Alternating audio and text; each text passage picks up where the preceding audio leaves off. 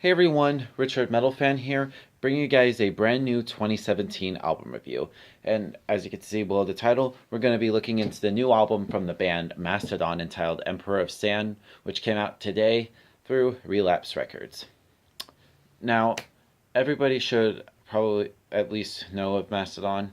They're a metal band from my home state, Georgia, in Atlanta, that formed in 2000. And these guys have been around for 17 years.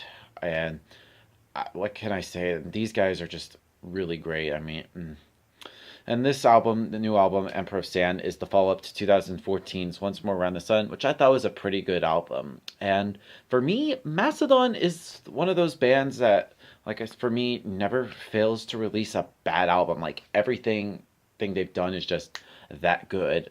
Although I don't think they'll ever top Crack the Sky, which, in my opinion, I think is their best album to date. Like, if I had an album of the year of 2009, it would be that album.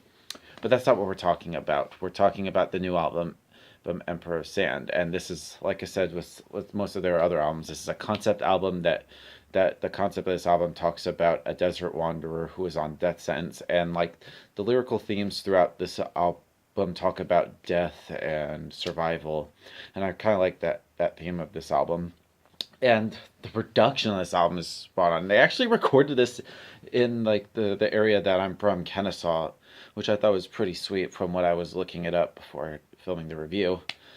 And this album is just full of, like, riff central. I mean, Bill Kelleher and Brent Hines just come up with some great riffs on the spot, and it's just insanely great riffs and great guitar solos.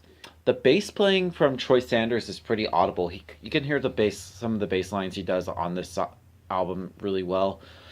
And drumming wise, what can I say about Braun Daler? This guy is one of my favorite drummers of all time. Just like the fills he does and overall different things that he does on this album are pretty amazing. And the vocal work from Troy, Braun, and Brent are just really great. They also showcase their different vocal techniques, and they are really great singers. And I think that these guys are just really talented. Yeah, without further ado, let's dive into this album track by track. Now, the album opens up with Sultan's Curse, which starts off with some chimes in there, which is kind of interesting. But then it goes into some really sophisticated riffs and some really commanding vocals on this song. I think it's a good way to start this album. And this is actually the album's, I believe, first single. I could be wrong, but I love this song. Great way to start off this album. Show Yourself, which is a catchy rocker, has a very chaotic middle section to it with some technical frenzy to there. One of the craziest songs on this album, and I love it. And Precious Stones. This song is very interesting. Like, the first time I heard the song, the one thing that noticed is the drumming. And you can hear a little bit of tambourine on this song. I mean, it's a subtle touch, but it sort of adds depth to the song, and I think that's a good add there, and I like it. Steam Breather has a grandiose chorus in there. I really like the chorus in there. It just gets me pumping. Roots Remain, which this is a very haunting song. When I first heard this song, I got goosebumps when I heard it. It starts off with a very quiet steel guitar, and has a little bit of a distorted breeze to it. I was like, whoa.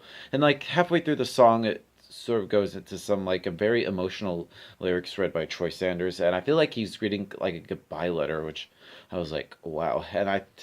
And when I still, it gives me goosebumps when I hear that song. It's a great song. Words of the Wise and Ancient Kingdom. Both those songs, like, they feel enjoyable and familiar, and they're pretty much very serviceable songs. I like them. Then we go into, in my opinion, the highlight of this album, the song Clandestiny, which has a very dark chorus in there, and it adds a little like a sense of desperation to it. And the song itself is really great. I listened to this song like nonstop up when I heard this album. And then it closes with an epic guitar solo in there. And I just think that's a great way to end it on a high note with a guitar solo. Andromeda, I probably butchered that. No, this song actually has a guest appearance in there from Brutal Truth vocalist Kevin Sharp. And for me, when I heard this song, it kind of reminds me of something off of Leviathan, than Mastodon's second album, and I kind of like this song. Scorpion Breath also has a guest appearance from Scott Kelly of Neurosis. I think it did some guest vocals on like other Mastodon albums. This song, similar to Show Yourself, has a little bit of a carries the violent torch. It just punches you in the face. And then the album closes with an epic song, which is the song Jaguar God, which starts off with a very beautiful acoustic guitar intro. Has some really great vocal works on there, and you can hear a solid bass line on this song is great. And this album pretty much the song it ends similar to how it began, which I think is very unique, kind of like ending how it began. Now, overall, Emperor of the Sand by Mastodon is a really great album. But man, these guys just never failed to deliver like everything.